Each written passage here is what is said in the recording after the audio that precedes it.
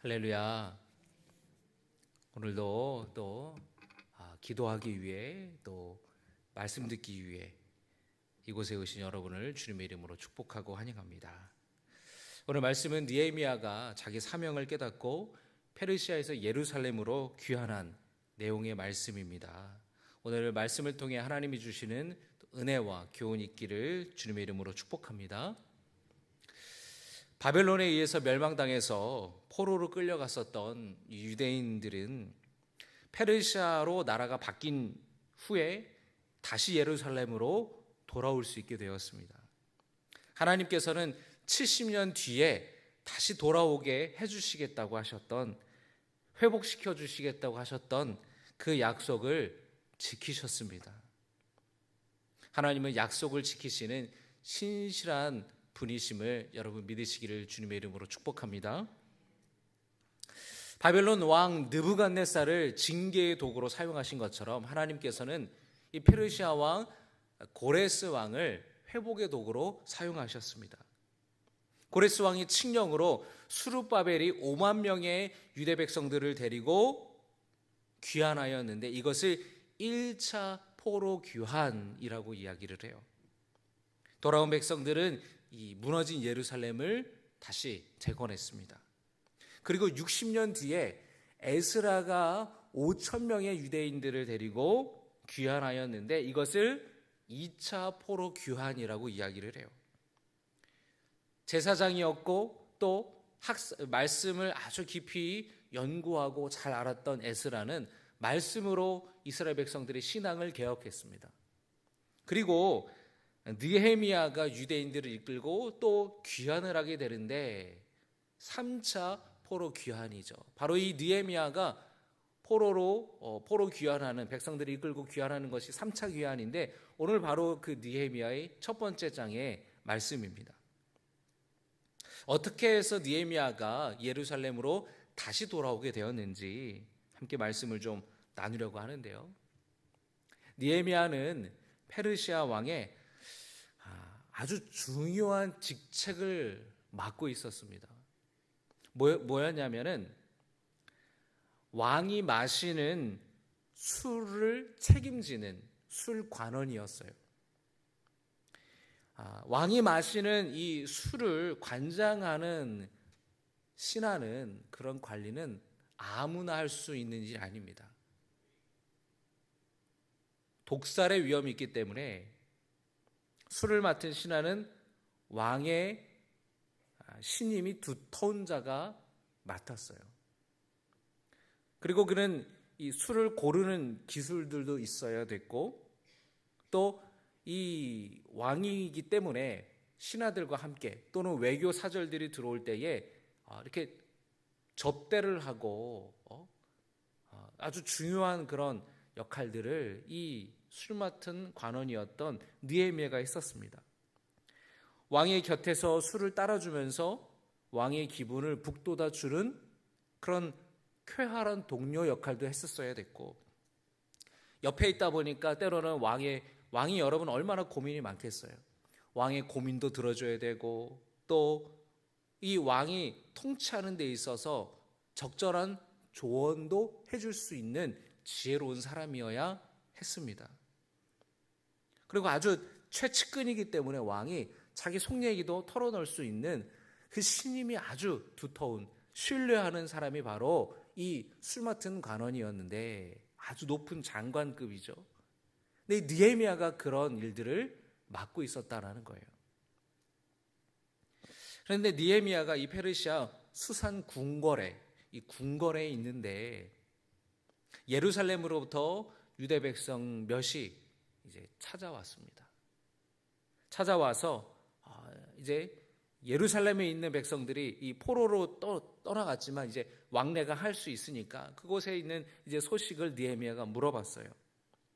그런데 2절의 말씀을 한번 볼까요? 내 형제들 가운데 하나인 하나니가 두어 사람과 함께 유다에서 내게 이르렀기로 내가 그 사로잡힘을 면하고 남아있는 유다와 예루살렘 사람의 형편을 물은즉, 형제라고 하는 것은 친형제를 말하는 것이 아니라 일반적으로 이 동료 유대인들을 말할 때 표현하는 말이에요. 그런데 그들에게 들려온 예루살렘의 소식은 너무나 슬픈 소식이었어요. 예루살렘 성이 허물어졌고 성문이 불탔고 지금 백성들이 환난을 당하고 능욕을 당하고 있다는 겁니다. 3절의 말씀입니다. 그들이 내게 이르되 사로잡힘을 면하고 남아있는 자들이 그 지방 거기에서 큰 환난을 당하고 능욕을 받으며 예루살렘 성은 허물어지고 성문들은 불탔다 하는지라. 너무너무 안타까운 그런 소식을 듣게 된 겁니다.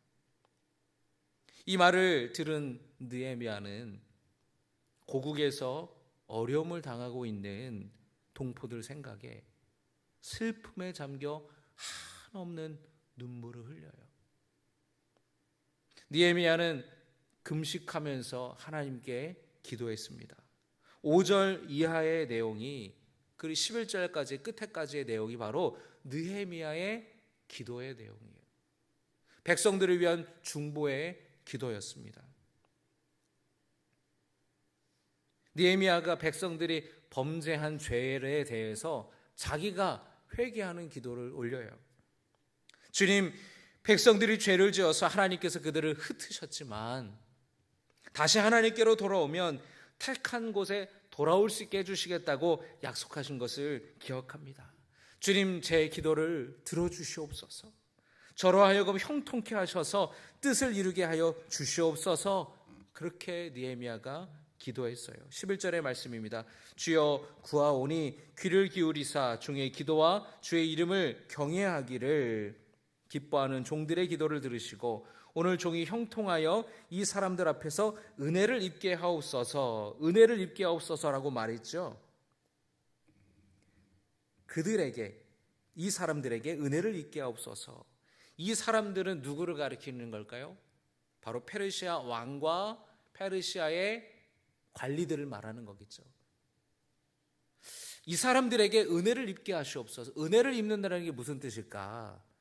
여러분, 이 느헤미야의 기도의 마지막에 이 구절을 보면 우리는 지금 느헤미야가 어떤 뜻과 어떤 계획이 있다라는 것을 우리는 알 수가 있습니다. 그게 무엇일까요? 그게 무엇이었을까요? 바로 어디로 가는 거예요? 예루살렘으로. 예루살렘에 왜 가는 겁니까? 지금 뭐가 무너졌다 그랬어요? 성벽이. 여러분, 예루살렘이 성이잖아요. 성벽이 무너졌다라는 것은 성이 무너졌다라는 거예요. 위험에 그대로 노출되어 있는 겁니다. 여러분 생각해 보세요. 여러분, 대문 없는 집이 있습니까? 대답을 좀 해보세요. 질문을 하면은 사람이 말이죠, 대답을 하는 게 인지상정인데 대문이 없는 집이 있습니까? 없습니까? 현관문 없는 집이 있어요? 없어요? 다 현관문 있잖아요, 여러분. 다 번호키로 하고 요즘엔 지문인식도 하고 막 얼마나 좋아요. 띠띠띠띠 누르고 다 들어가잖아요. 대문 없는 집이 없단 말이에요. 예루살렘 성이 무너졌다라는 것은 지금 집의 담벼락이 집에 다 무너진 거고, 성문이 지금 불탔다라는 것은 집안의 현관문이 다 뜯겨 있다라는 거예요. 그럼 아무나 지나가던 똥개도 왔다 가고 아무나 들락날락할 수 있는 얼마나 여러분 위험한 상황입니까? 다 노출되어 있는 상황이에요. 그러니까 지금 예루살렘 백성들이 그냥 약탈당하고 성이 다 무너져 있고 성문도 불탔으니까 약탈당하고 와가지고 막 뺏고 괴롭히고 어려움을 당하고 있다는 거예요. 그래서 느헤미야가 지금 예루살렘으로 가고자 하는 겁니다. 가서 부서진 무너진 성을 또 성문을 다시 재건하고자 했어요. 그런데 이를 위해서는 누구의 허락이 있어야 됩니까? 왕의 허락이 있어야 돼요. 이 사람은 지금 왕의 술을 맡은 관원 아닙니까? 높은 고위직 있는 장관이잖아요. 정치인이잖아요. 어디를 가려면 왕의 허락을 받아야 돼요. 그리고 느헤미야 혼자 간다고 해서 그걸 다 할 수 있느냐? 그렇지 못하죠. 왕의 지원을 또 도움을 받아야 되는 거예요. 그래서 이 사람들에게 은혜를 입게 하옵소서라고 이 느헤미야가 기도했던 거예요. 느헤미야가 예루살렘에서 고통당하고 있는 백성들의 소식을 듣고 눈물로 기도하다가 하나님께서 주신 소명을 발견한 것입니다. 여러분, 이 부분이 아주 중요해요. 여러분, 우리는 부르심에 대해서 생각할 때에, 소명에 대해서, 사명에 대해서 생각할 때에 하나님께서 직접 부르시는 것만 생각하게 돼요. 성경에는 하나님의 부르심을 받고 자기에게 주신 사명을 깨닫게 사람들이 많습니다. 하나님께서 모세를 부르셨죠. 모세는 호렙산에서 불이 붙었지만 타지 않는 떨기나무로 나타나신 하나님의 음성을 듣고 내 백성을 구원하라는 말씀을 듣고 애굽으로 돌아가요. 그리고 그들을 출애굽시키고 홍해 바다를 건너고 약속의 땅으로 모세가 인도하죠. 하나님께서 직접 나타나셔서 부르셨단 말이에요. 또 여러분, 바울도 그렇죠. 바울이 다메섹으로 가는 길에 아주 밝고 강한 빛으로 나타나셔서 그를 주님이 부르셨습니다. 그 주님의 음성을 듣고 이방인을 위한 사도로 그가 부르심을 받았고 그 사명을 받았어요. 이렇게 하나님께서 직접적으로 부르시고 사명을 주신 사람들도 있지만 오늘 느헤미야는 그들과는 좀 달랐어요. 하나님의 직접적인 부르심은 없었지만 느헤미야는 그 민족의 아픔을 통해서 자신을 향한 부르심을 깨달았다라는 거예요. 느헤미야는 민족의 그 아픔과 그 고통에 공감했어요. 백성들이 아파하는 만큼 자기도 아파했습니다.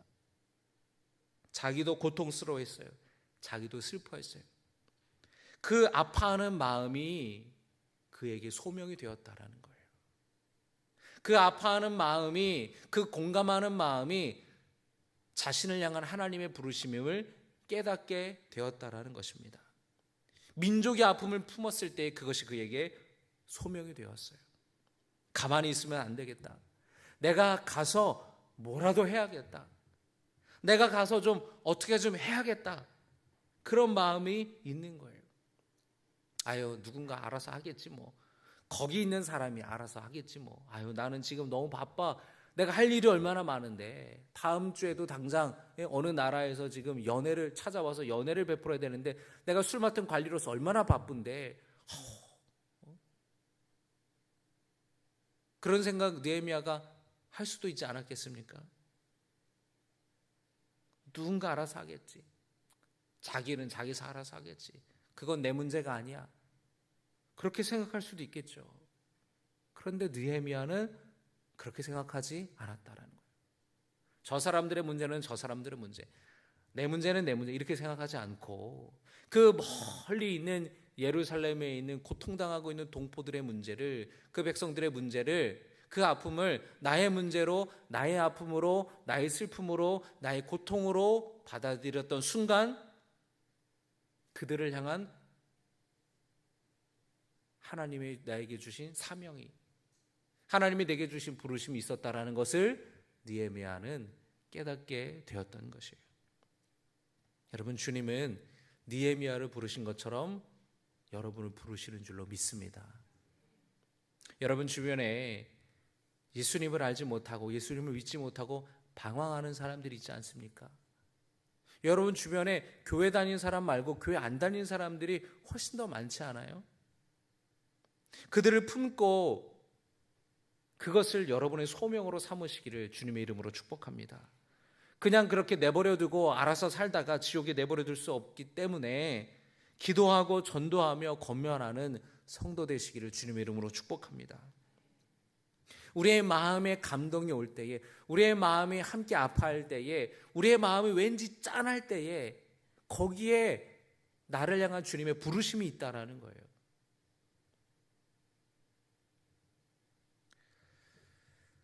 어떤 분은 혼자서 어린 나이에 아이를 낳고 키우는 그 미혼모를 보고 그렇게 마음이 아플 수가 없는 거예요. 그래서 거기에 하나님의 부르심이 있음을 깨닫고 그 미혼모에 대한 사역을 하고 있는 목사님들도 있고 그 일에 열심히 동참하고 물질로 헌신하는 성도들도 있죠. 또 어떤 목사님은 가정을 잃어버리고 자기 삶을 잃어버리고 직업을 잃어버리고 건강을 잃어버리고 서울역에서 노숙하는 사람들을 보면서 너무 마음이 아파서 그들을 돕는 사역을 하는 거예요. 어떤 사람들은 아유 냄새나, 아유 무서워, 그렇게 생각할 수도 있겠죠. 제가 다녔던 신학교가 감리교 신학대학교가 서대문역에 있는데 서울역에서 멀지 않아요. 그래서 제가 늦게까지 이렇게 공부를 하다가 갈 때면은 전철 타고 가면은 이제 너무 늦어서 그 광역 버스를 이제 타러 가야 되는데, 광역 버스가 그 서울역에서 제 집에 인천까지 가는 버스를 타려면은 서울역으로 가요. 그런데 이렇게 서울역으로 가다 보면은 거기 서울역에 노숙자들이 정말 많아요. 그런데 정말 가까이 가면은 정말 역겨울 그런 냄새들이 막 나고 막 너무 힘들어요. 제 친구가 공익근무 요원을 했는데 서울역에서 공익근무 요원을 했어요. 남들은 다 야, 너 편하다. 어떻게 남들 다 전방에 군대 갈 때 너는 서울역에서 집에서 출퇴근하면서 서울역에서 공익근무를 하냐? 친구들이 막 그래요. 그러면 그 친구가 얼마나 화를 내는 줄 아세요? 내가 얼마나 힘든 줄 알아? 나 어제도 노숙자들한테 멱살 붙잡혔어. 그 겨울이 되면 노숙자들이 역사 안으로 막 들어온대요. 그러면은 철도 공무원들이 또는 이렇게 공익근무할 때 그 위에 있는 사람들이 그 공익근무 요원하는 제 친구한테 노숙자들 쫓아내라고 시킨다라는 거예요.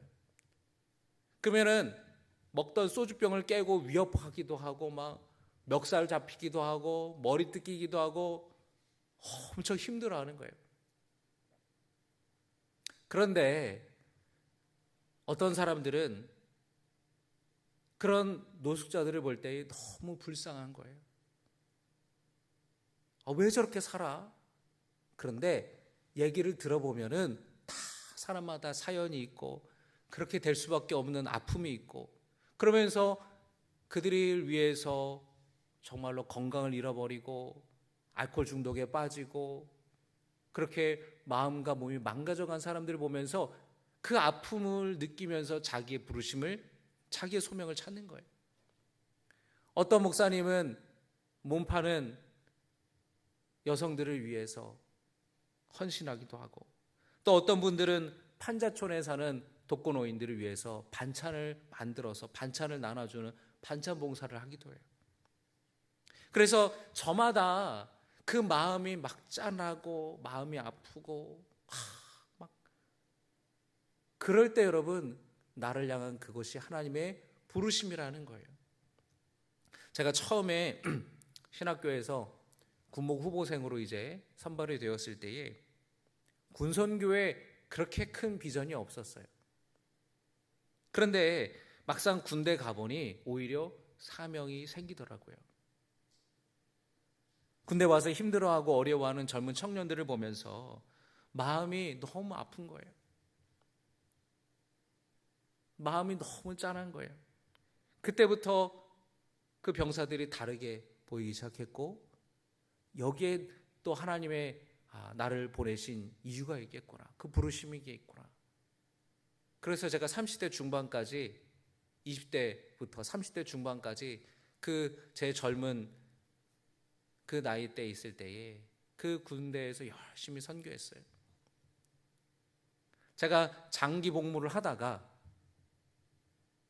중간에 전역 지원서를 쓰고 나왔는데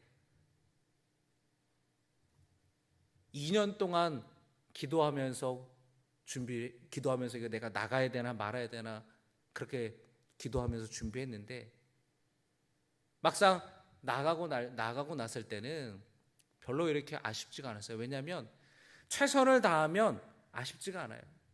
근데 최선을 다하지 않으면 나중에 그때 잘할 걸, 그때 더 잘할 걸 막 이렇거든요. 최선을 다하니까 그때의 사역은 그때고 또 하나님이 새로운 비전을 주셔서 또 전역하게 하시는 거예요. 근데 그때 젊은 청년들이, 젊은 이 병사들이 얼마나 마음이 아픈지, 여러분의 마음에 어떤 감동이 되는 일이 있을 때에 여러분의 마음이 누군가로 인하여서 너무 아플 때, 어떤 일로 인하여서 굉장히 마음이 아프고 짠할 때에 거기에 여러분을 향한 하나님의 부르심이 있음을 깨닫기를 주님의 이름으로 축복합니다.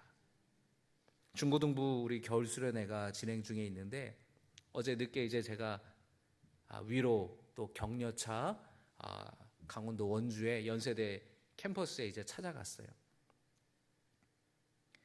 그런데 이제 우리 교사로 섬기는 우리 성도님 중에서는 청년들도 있고 또 이제 나이가 있는 우리 집사님 권사님도 계신데, 여러분이 목요일 금요일 토요일인데 직장인인데 거기 캠프를 어떻게 참석합니까? 애들은 방학이지만 자기 회사에 자기 연차를 쓰고 오는 거예요. 여러분 직장 생활 하는데 하루 이틀 연차 쓰는 게 얼마나 귀해요. 피곤한데. 그런데 연차 써서 목요일 금요일 중고등부 아이들 수련회 가는데 같이 참석을 하는 거예요. 여러분 얼마나 귀합니까? 우리 집사님, 권사님들, 교사로 섬기는 분들은 다른 성도님들보다 이 청소년을, 우리 중고등부 아이들을 볼 때에 마음이 이렇게 짠한 거예요. 그리고 소중한 거고, 그리고 그 아이들이 믿음이 자라고 달라지는 것을 볼 때에 감동이 있고 감격이 있는 것이죠. 그러니까 그렇게 수고하는 것이죠. 어젯밤에 제가 가니까 그 강당에 1,500명의 중고등부 아이들이 있는 거예요. 저는 그렇게 많이 이렇게 한 500명, 많아야 500명 정도 오지 않을까? 한 300명 정도 오지 않을까 하는 생각을 했는데 한 1,500명 정도가 그 강당에 다 와서 열심히 찬양하고 또 아이들이 말씀 듣고 또 막 기도하더라고요. 그래서 제가 전사님이랑 교사들한테 물어보니까 우리 교회 애들 어떻게 예배 잘 드리고 있냐고. 그러니까 열심히 찬양하고 열심히 또 말씀 듣고 열심히 기도하고 있다라는 거예요. 그래서 제가 또 하나님께서도 감동을 주셔가지고 그래 치킨 목사님이 쏜다. 그래서 늦게 이제 다 집회 끝나고 밤 11시 넘어서 다들 이제 치킨 맛있게 먹고, 교회 이렇게 스케줄을 이제 제가 전사님 보고를 받았어요. 무슨 일정이냐 쭉 보니까 둘째 날 오후에 교회별로 장기 자랑하는 시간이 있더라고요. 이거 신청해라. 이거 신청하라고. 우리 성탄절에 크리스마스 발표회 때 중고등부 애들이 되게 멋있게 잘했던 게 기억이 나서 전사님 이거 신청해보라고. 그런데 11교회가 신청을 했대요. 그런데 신청을 하면서 우리가 했던 유튜브 동영상을 이렇게 보여줬대요. 그래서 뽑혀서 4개 교회 중에 선발이 된 거예요. 그리고 아까 오후에 그걸 했대요. 1,500명이 지켜보는 그 다른 전국에서 중고등부 아이들이 다 와서 집회하는 그 자리에서 우리 중고등부 애들이 열심히 준비해서 했는데, 그 영상을 이제 전사님이 저한테 보내줬는데 너무 잘했어요. 너무 잘했어요. 그래서 애들에게 그게 또 추억이 되고 또 이렇게 좋은 경험이 되고 또 자신감도 이렇게 생기지 않았겠습니까? 교사들도 너무 좋고 또 우리 그 중고등부 참석한 그 이 부모들 단톡방을 만들었는데 또 그걸 올려주니까 이제 엄마 아빠들이 너무 좋다고 너무 자랑스럽다고 그러더라고요. 그 교사들이 얼마나 열심히 그 아이들을 연습시켰겠어요. 얼르고 타이르고 하면서 하기 싫어하는 애들 막 억지로 이렇게 하기도 하는 것도 한두 번이지. 근데 우리 교회 애들이 잘 따라하고 또 열심히 하고 멋있게 잘했습니다. 여러분은 누구를 볼 때에 마음이 짠하나요? 누구를 볼 때 안타까우세요? 누구를 볼 때 마음에 감동이 오십니까? 어떤 일을 할 때에, 어떤 일을 경험할 때에 하나님께서 그 일을 위해서, 그 사람들을 위해서 여러분들을 부르고 계시는 거예요. 그 부르심의 사명을 깨닫고 헌신하는 성도 여러분이 되시기를 주님의 이름으로 축복합니다. 느헤미야는 왕의 술 맡은 관원으로서 궁궐에서 평안한 삶을 살 수 있었어요. 그런데 예루살렘의 그 어려운 상황을 듣고는 그 무너진 예루살렘 성을 재건하는 데 있어서 앞장서기로 결단했던 것이에요. 그 느헤미야는 이 문제를 놓고 무려 4개월 동안을 기도했습니다. 여러분 1장 1절의 말씀을 보세요. 1장 1절 그 구절 마지막 보면은 기슬르 월이라고 나오죠. 그런데 2장 1절 보세요. 2장 1절에 어떻게 되어 있습니까? 니산 월이라고 나오죠. 이 4개월 차예요. 4개월 차이예요. 4개월 1장과 2장에 4개월의 시간이 흐른 거예요. 4개월 동안 느헤미야는 이 문제를 두고 기도했습니다. 내가 뭘 어떻게 해야 될까? 어떻게 하나님이 역사하실까? 니산월은 새해의 첫 달이에요. 역사가 헤로도투스에 따르면 페르시아 왕이 1년 중에 몇몇 큰 축제 때에는 특별한 관대함을 보이는 관습이 있었다고 이야기를 합니다. 한 해가 시작하는 시점에서 열리는 그 잔치에, 그 왕의 식탁에서 은혜를 구하는 자는 그 부탁을 들어줘야만 했다라는 거예요. 느헤미야가 이때를 위해서 이제 기도했죠. 그리고 왕 앞에 나아가서 포도주를 따라서 왕에게 드리는데 왕이 느헤미야를 보고 그러는 거예요. 자네 얼굴이 왜 이렇게 수심이 가득한가? 내가 알기로 자네 병이 있는 건 아닌 걸로 알고 있는데 얼굴이 좋지 않은 걸 보니 분명 무슨 근심이 있는 게 로구나. 자네 무슨 일로 근심을 하고 있는가? 이렇게 물었어요. 4개월 동안 기도해왔던 느헤미야가 그 이유에 대해서 말하는 겁니다. 왕이시여, 전하 만수무강하시기를 바랍니다. 그러면서 하는 얘기가 제 조상들이 묻힌 성읍이 지금 황폐해졌다고, 성문들이 잿더미로 변했다고 합니다.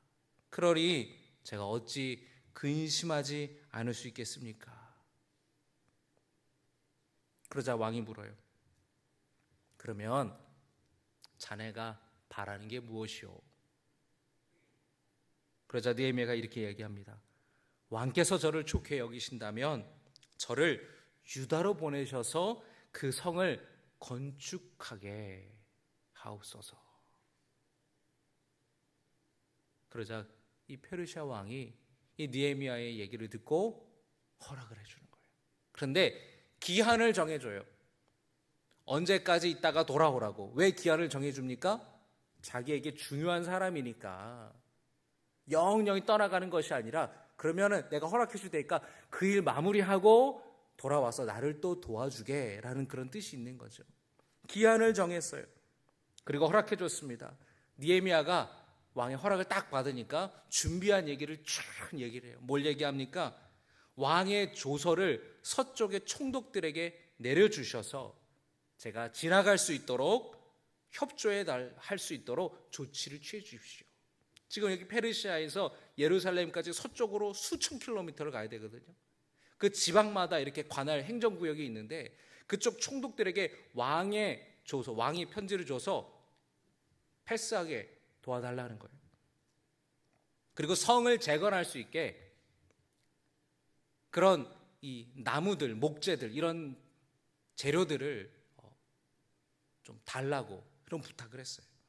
마련해 달라고 요청을 하니까 페르시아 왕이 그걸 좋게 여겨서 다 허락했습니다.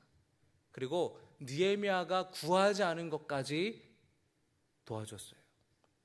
느헤미야를 호위할 군사들을 보내주는 거예요. 거기에는 군대 장관도 포함되어 있었습니다. 그러니까 느헤미야가 예루살렘으로 가는 데 있어서 국방부 장관이 함께 가는 거예요. 여러분, 국방부 장관이 함께 가는데 그 호위하는 병사들이 얼마나 정예 병사들이겠습니까? 상당히 많은 군사들이겠죠. 느헤미야가 유다 총독으로 부임해서 이제 예루살렘으로 돌아온 거예요. 그가 성벽을 살펴보면서 어디가 부서졌는지, 어디가 어떻게 이제 재건해야 되는지 계획을 세우고 그 예루살렘에 있는 제사장들, 지도자들 그리고 함께 상의를 하고 협조를 구해요. 그리고 함께 이 성벽을 쌓자고 권면했습니다. 이 예루살렘을 그 전에 다스리던 사마리아 총독이 있었는데 이 느헤미야가 온다는 얘기를 듣고 얼마나 긴장을 했는지 몰라요. 그리고 이 성벽을 다시 쌓는 얘기를 듣고 군사들을 일으켜서 괴롭히고 방해하는 겁니다. 느헤미야가 백성들을 설득했어요. 그래서 이 모든 일에 백성들이 동참하였어요. 각기 이 여러분 느헤미야의 말씀 이후에 2장 3장 이렇게 넘어가는 말씀들을 보면은 백성들이 자기의 딱 지역이 있어요. 자기 집 근처 딱 여기서부터 여기까지는 너, 여기서부터 여기까지는 너, 다 자기 파트가 있는데 그 맡은 구역을 자기가 이 성벽을 스스로 쌓는 거예요. 그런데 이 사마리아 군대에 방해가 있어가지고 한 손으로는 일을 하고 한 손으로는 창을 잡고 한 손으로는 또는 칼을 잡고 칼을 차고 그렇게 일을 했다라는 거예요. 무레못이라는 사람이 나오는데 이 무레못은 자기의 할당되었던 그 분량뿐만 아니라 더 열심히 다른 지역까지 성을 쌓았다라고 기록이 되어 있어요. 내 일만 하고 끝이 아니라 다른 사람을 도왔다라는 겁니다. 그리고 말씀을 보니까 금을 세공하는 사람들 그리고 장사하는 상인들도 이 성벽을 쌓는 일에 함께 동참했어요. 향품을 쌓는 사람들도 함께 동참했어요. 그러니까 모든 이 직업에 상관없이 모든 백성들이 다 이 성벽을 쌓는 일에 함께 동참하고 최선을 다했다라는 거예요. 적에 언제 공격해 올지 모르는 상황에서 긴장하면서 한 손에는 무기를 잡고 한 손으로는 성벽을 쌓으면서 고생했다라는 거예요. 그리고 마침내 예루살렘 성벽이 드디어 다시 재건되고 성문이 다시 보수되었어요. 집안의 현관문이 다시 달리고 이제 집에 담벼락이 생긴 거죠. 각자가 맡은 것을 잘 감당했을 때에 공동체가 건강하게 세워져 가는 것입니다. 여러분, 교회도 마찬가지예요. 우리가 하나님의 일을 하고 그 사역을 하는 것도 마찬가지입니다. 느헤미야 혼자만 했던 것이 아니라 모든 백성들과 함께 합력하여서 그 성벽을 재건하고 성문을 만든 것처럼 여러분 우리 모두가 힘을 합해서 내가 맡은 분야, 내가 맡은 부분 그리고 더 나아가서 더 다른 부분도 열심히 헌신할 수 있기를 주님의 이름으로 축복합니다. 어느 한 사람의 희생과 헌신으로만 세워지는 것이 아니라는 거예요. 말씀을 정리하겠습니다. 느헤미야는 예루살렘으로부터 들려오는 안타까운 소식을 듣고 그 백성들의 고통과 아픔을 자신의 것으로 느끼고 아파했다라는 거예요. 그리고 거기서 소명을 발견했습니다. 오랫동안 기도하며 때를 기다렸다가 하나님이 도우셔서 왕의 전폭적인 지지와 지원을 받아서 예루살렘으로 돌아왔어요. 방해가 있었지만 백성들과 함께 힘을 합해서 드디어 성벽을 재건했습니다. 여러분 우리도 느헤미야처럼 우리의 마음에 감동이 올 때에 우리의 마음이 짠할 때에 우리의 마음이 특별히 누군가로 인하여서 어떤 일로 인하여서 마음이 아프고 슬플 때에 거기에 하나님이 나를 부르신다라는 것을 그리고 그 부르심에 우리가 믿음으로 반응해서 결단하고 헌신하는 성도 여러분 되시기를 주님의 이름으로 축복합니다. 그 무너진 성벽을 모든 백성들이 함께 힘을 합하여서 세웠던 것처럼 우리 모두가 힘을 합해서 기도하고 또 열심히 헌신하여서 우리 신갈교회가 건강하게 우리 이 지역에 세워질 수 있기를 주님의 이름으로 축복합니다. 주님의 부르심에 우리 삶을 드리기로 결단하는 성도 되시기를 주님의 이름으로 축복합니다. 우리 함께 주신 말씀을 기억하면서 함께 주의 말씀 앞에서 함께 찬양하겠습니다.